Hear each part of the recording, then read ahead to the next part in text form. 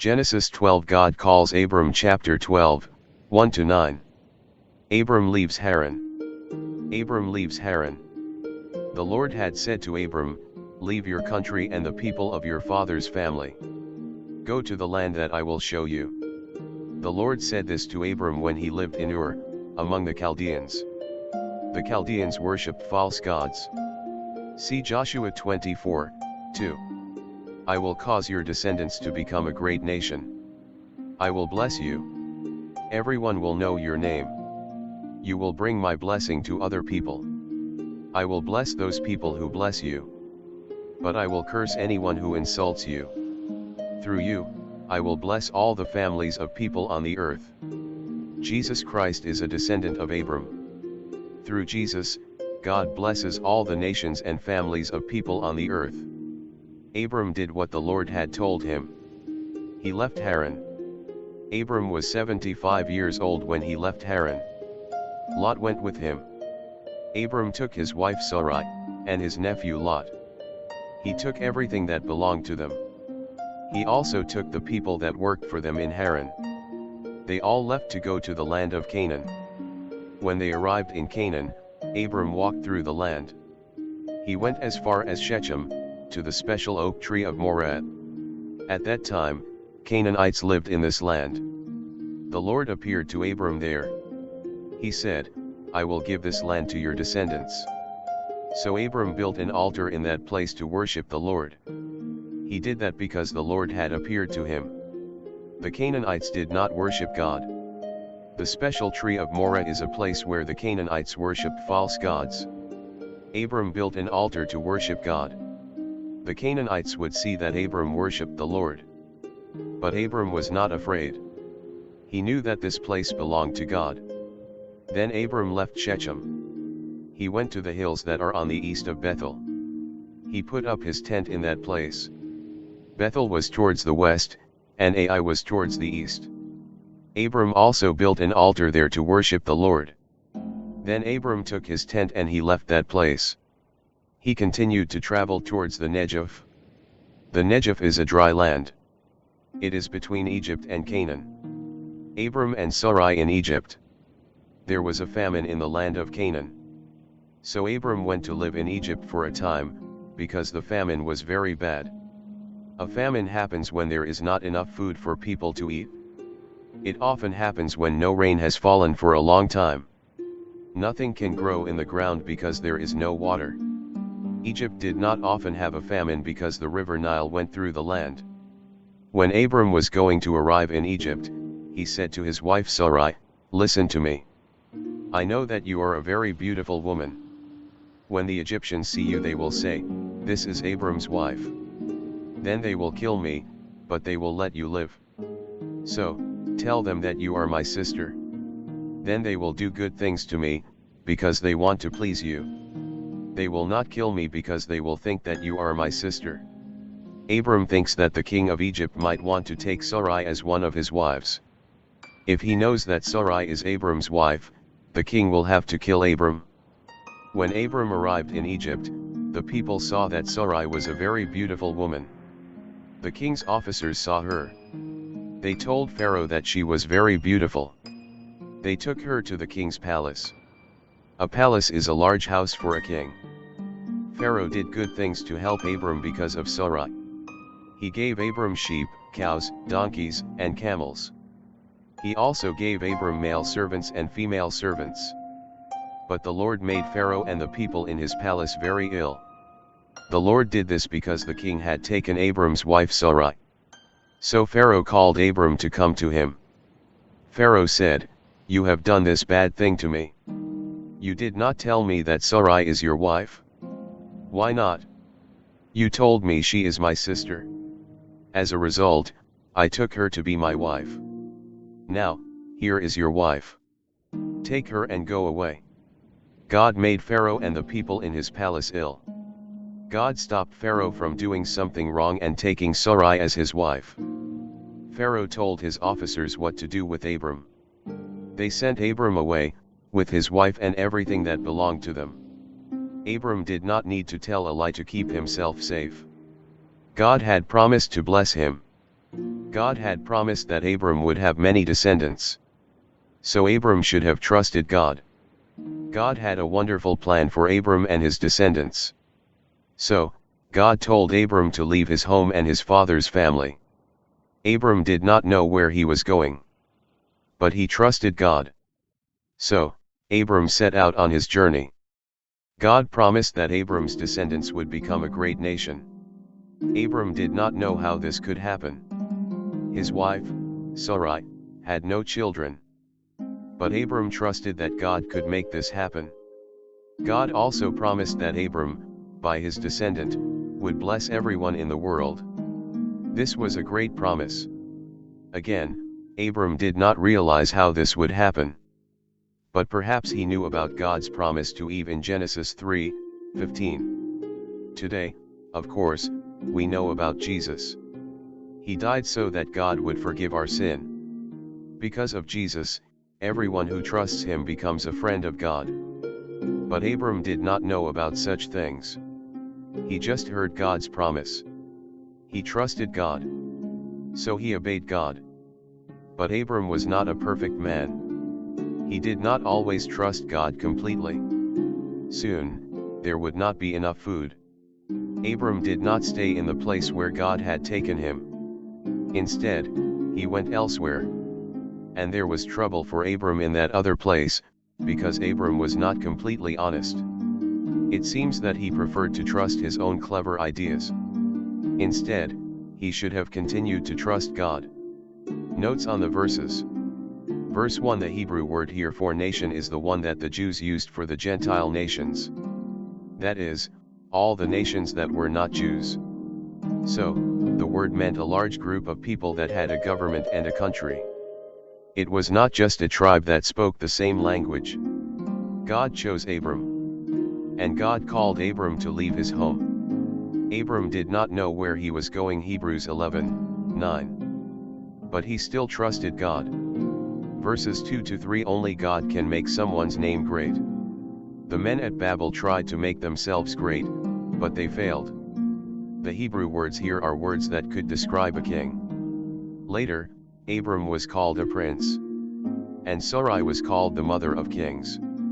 Abram was not really a king or a prince. But he became an important man. And kings would be among his descendants. Abram could only give a blessing to other people if he left Haran. God blessed him so that Abram could bless other people. God's blessing is for all. It is not just for the Israelites. Later, Laban said to Jacob, God has blessed me because of you. Genesis 30:27. God blessed the household of Potiphar the Egyptian because of Joseph. Genesis 39:5. The people in Egypt got food during the famine because of Joseph. It was not only Jacob and his family that got food. This promise was not just for Abram. It was also for his descendants, called the Israelites. Balaam repeated this promise when he was speaking about the Israelites in Numbers 24:9. But especially, this promise was about Abram's greatest descendant. Galatians 3:16. The Bible has already spoken about this descendant in Genesis 3:15. This descendant would destroy the power of sin and of the devil. This descendant is Jesus. Matthew 1:1. And, by his death, Jesus frees people so that they become the sons of God. Galatians 4:4-7. And this blessing, that we receive by means of Jesus, is for people from all nations. Ephesians 2:11-13. Verses 4-5: Abram left home. God guided him. And Abram arrived at the country called Canaan. Verse 7: Abram built an altar for God's honor. But some ancestors of Abram had built a city or tower for their own honor. Abram built the altar and he prayed to God. His worship included work as well as words. Verses 8-9: Abram continued to travel through the land that God was giving to him. And Abram was grateful. He built another altar. Abram and Sarai in Egypt, 12:10-20. Verses 10-20: Abram left the country that God had promised to him. Abram went to Egypt because he needed food. God would have taken care of Abram where he was. But Abram could not believe that. We remember Abram because, especially, he trusted God. But Abram had to learn how to trust God. And Abram made some serious mistakes as he learned. Genesis 13. Abram and Lot separate. Abram left Egypt and he traveled north to the Negev. He took his wife and everything that belonged to him. Lot also went with him. Abram had many valuable things. He had many cows, and much silver and gold. Then Abram left the Negev and he went to different places. Then he arrived at Bethel. He returned to the place where he had put up his tent before. That place was between Bethel and Ai. It was where Abram had first built an altar to worship the Lord. Lot was traveling with Abram. Lot also had many cows, sheep, and tents. But the ground could not grow enough food for all of them to eat. They could not all live together in the same place, because they had so many animals and people with them. Abram's shepherds and Lot's shepherds began to quarrel with each other. At that time, Canaanites and Perizzites also lived in the land. The Canaanites and Perizzites did not worship God. It was not good for them to see people who worship God quarreling with each other. Abram said to Lot, "We must not quarrel with each other. Your shepherds and my shepherds must not quarrel with each other. Remember that we belong to the same family. Look everywhere. There is enough land for all of us. We must separate from one another. If you go to the left, I will go to the right. If you go to the right, I will go to the left." Lot looked up and he saw the flat land of Jordan, as far as Zoar. He saw that it had lots of water, like the garden of the Lord. It was good land, like the land of Egypt. This was before the Lord destroyed the cities there called Sodom and Gomorrah. So Lot chose for himself the valley of the Jordan River. He traveled towards the east. Lot chose the land that he thought was the best. Abram stayed in the land of Canaan and he lived there. But Lot lived near the cities that were in the Jordan Valley. He put up his tents near the city called Sodom. The people of Sodom were very bad. They did not obey the Lord at all. After Lot had gone away, the Lord said to Abram, "Stand where you are and look all round. Look to the north, the south, the east, and the west. I will give you all the land that you can see. I will give it to you and your descendants. It will belong to them forever. I will make your descendants become very many. Like the dust of the ground, people will not be able to count them all. Go and travel round all this land. Look at it, because I am giving it to you." So, Abram moved his tents. He went to live near the special oak trees of Mamre. That place is at Hebron. Abram built an altar to worship the Lord there. Abram had traveled with his nephew, called Lot. Like Abram, Lot was a righteous man. 2 Peter 2, 7-8. So, Lot wanted to do the right things. But there was a problem with Lot's character. Wealth tempted Lot. In time, it became too difficult for Abram and Lot to live together. Lot wanted to live in a place where he could become more wealthy. He did not seem to care that he would be living near wicked men. Their deeds would upset Lot greatly. But Lot still chose to live with them. Lot's attitudes were like the attitudes of many Christians today.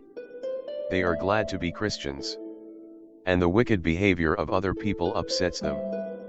But those Christians allow wealth to tempt them. They may even do things that they should not do, because of money. They themselves are not evil people.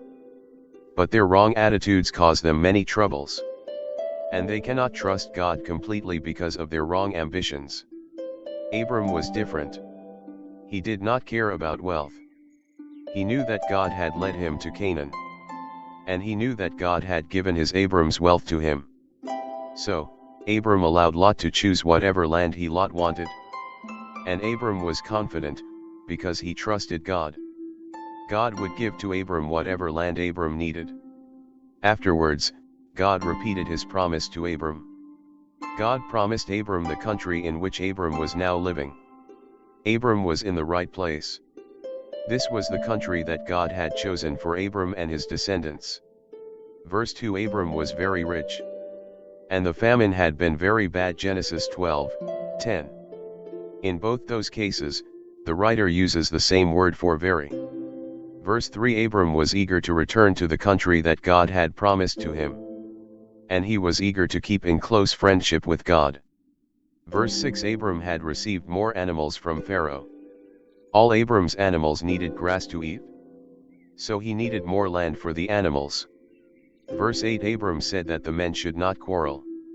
Close relatives should not quarrel. He said that they should separate. Then they would be friendly again. They must not live near to each other, because that caused them to quarrel. Verse 9, Abram was generous and he let Lot choose first. Verse 12, from this verse, we get the idea that Lot was willing to live outside Canaan. Lot was selfish. He chose the place that he liked best. He thought that it was the best place to live. But the reasons for his decision were wrong. People must respect older people and parents. Abram was older than Lot. And Abram cared about Lot. In Sodom, Lot would live near wicked people. But Lot did not worry about that. Lot put up tents close to Sodom so that his animals could eat grass in that area.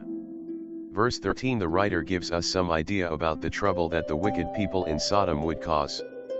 Verses 14 to 15, God told Abram more about his God's promise. All the land that Abram could see would become Abram's country. God would give it to Abram himself.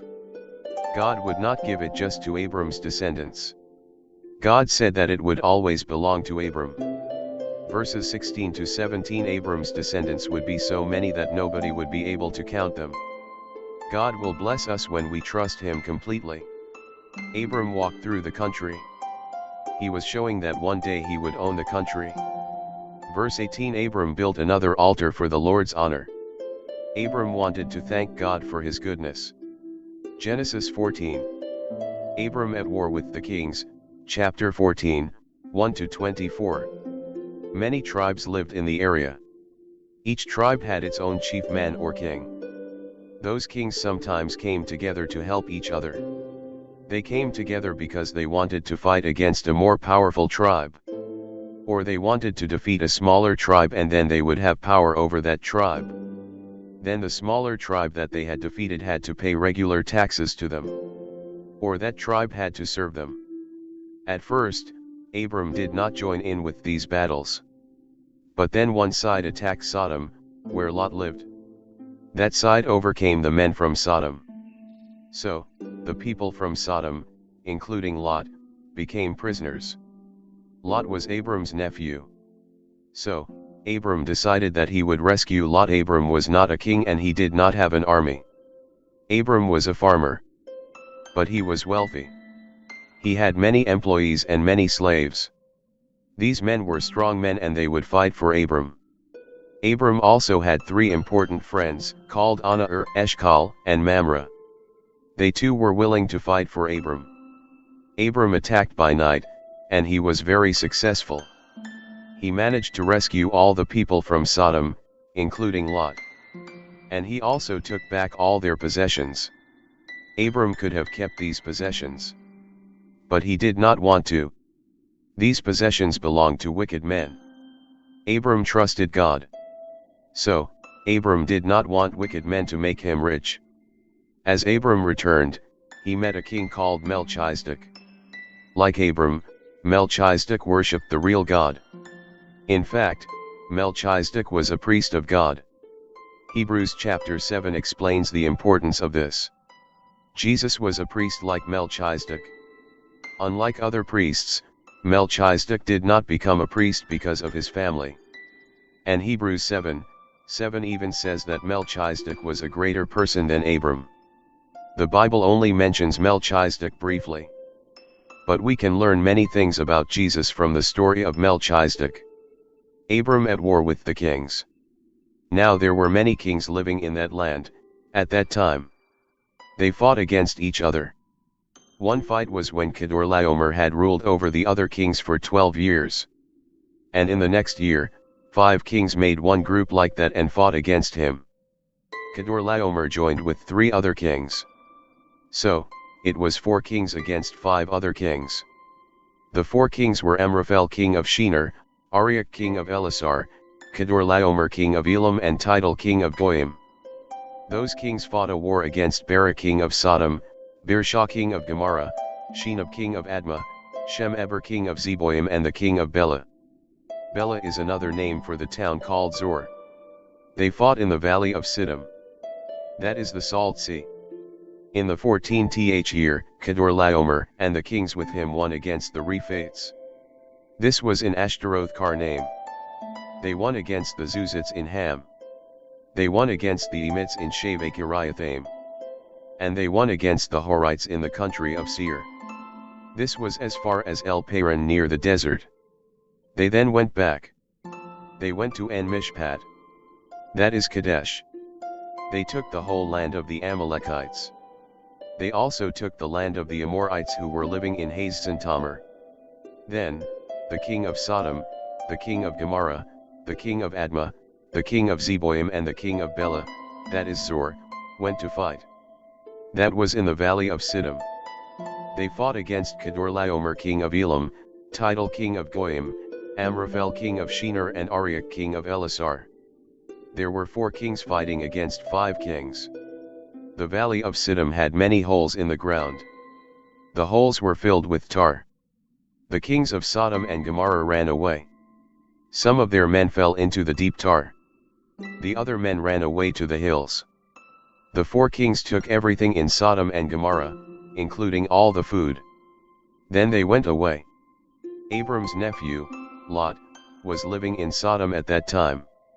So they took him away from there, and everything that belonged to him. Abram and Melchizedek.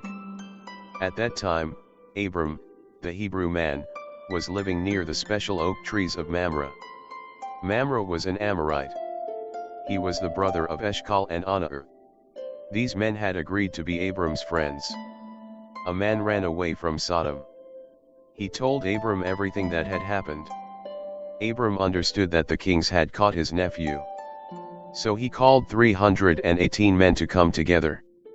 These men had been born in Abram's camp and they knew how to fight. Abram took his men with him. They went to attack the men who had caught Lot. They went as far as Dan. During the night, Abram separated his men into 2 groups. Then they attacked Kedorlaomer and his men who had taken Lot. Those men ran away and Abram followed them as far as Hobah. Hobah is north of Damascus. Abram took back everything that those men had taken from Sodom. He also brought back his nephew Lot, together with the women and other people. In that way, Abram won against Kedorlaomer and the kings with him. As Abram was returning home, the king of Sodom came out to meet him. They met in the valley of Shaveh, which people call the King's Valley. Melchizedek was the king of Salem, and he was a priest of the Most High God. He brought out bread and wine for Abram. He blessed Abram. He said, I pray that the Most High God who made heaven and earth will bless Abram. Praise the God who rules over all. He has given you power over your enemies. After that, Abram gave Melchizedek a 10th part of everything. Abram gave Melchizedek a 10th part of everything that he had taken in the fight. This was a king's part. Then the king of Sodom said to Abram, Give back to me all my people. Take everything else for yourself. But Abram said to the king of Sodom, I have made a strong promise to the Lord, the Most High God who made heaven and earth. I promised that I would not take anything that belonged to you. I will not take the smallest thing, even a piece of string, or part of a shoe. Then you will never be able to say, I made Abram become rich. I myself will accept only the food that my young men have eaten. But Aner, Eshcol, and Mamre went with me to help me to fight. They should take their part of the things that we brought back with us. In those days, the people who won a war took things from their enemies. Their leader gave these things to the men who had helped him to fight. Abram had promised God that he would not take anything from the king of Sodom. But Abram lets the men who helped him have the things that they had won for themselves. Verses 1 to 12. The 4 kings Chedorlaomer and his friends set out on their journey, with their armies. Along the way, they defeated several tribes that lived in Canaan. Then, those 4 kings defeated the 5 kings from the area around the Salt Sea, also called the Dead Sea. These 5 kings were Bera the king of Sodom, with his friends. Each king had brought an army with him. In the end, Abram would come and he would defeat Chedorlaomer. Verses 3, 8, and 10. The 4 kings fought against the 5 kings in the valley called Siddim. Later, the Salt Sea Dead Sea flooded that valley. So, after that, the valley was underwater. Verse 10. Some men fell into the big holes. This has 2 possible meanings. Maybe the king of Sodom and his men hid in the holes. Or maybe some men fell into them and they died.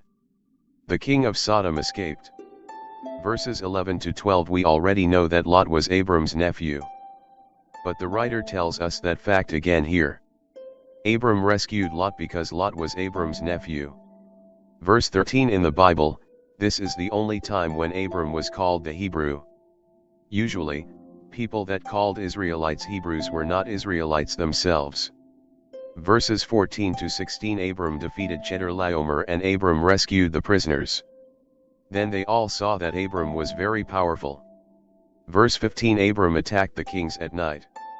So he was able to win, although he had fewer men.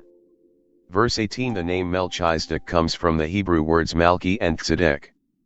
Malki means my king and Tzedek means righteous. So Melchizedek means my king is righteous or king of everything righteous. Hebrews 7, 2. Salem means peace. It is possible that Salem is the same city as Jerusalem. But usually, when people wanted to make a name shorter, they cut off the end of the name. They did not usually cut off its beginning. Melchizedek is the first priest that the writer mentions in Genesis. Melchizedek worshipped God, as Abram did. The same person was not usually both a king and a priest. But Melchizedek was both. Verse 19. Melchizedek blessed Abram. Melchizedek did not merely pray that God would be kind to Abram. Melchizedek spoke these words as a priest. In other words, he was speaking by God's Holy Spirit. And Melchizedek's words reminded Abram about the words that God had spoken to him. Genesis 12, 2-3, Genesis 13, 14-17. Verse 20. Abram wanted to show honor to Melchizedek. So Abram gave him a special gift. Verse 21. Abram won the right to take the people and their possessions. The king of Sodom realized this. So he offered the possessions to Abram. The king of Sodom would allow Abram to keep the possessions, if Abram returned the people to Sodom. Verses 22-24. Abram did not agree to keep the possessions. He remembered that he had a duty to serve God. The possessions from Sodom could make Abram very rich. But now Abram did not want anyone except God to make him Abram rich. Abram certainly did not want to accept any gift from the wicked people from Sodom. Later, God could not find any good people in Sodom, except Lot. However, Abram was fair to the men who fought with him. He allowed them a share of the objects that they had won. This chapter shows again that God was helping Abram. Abram knew that God made him successful. Abram had only a small group of men. But with them, he was able to defeat large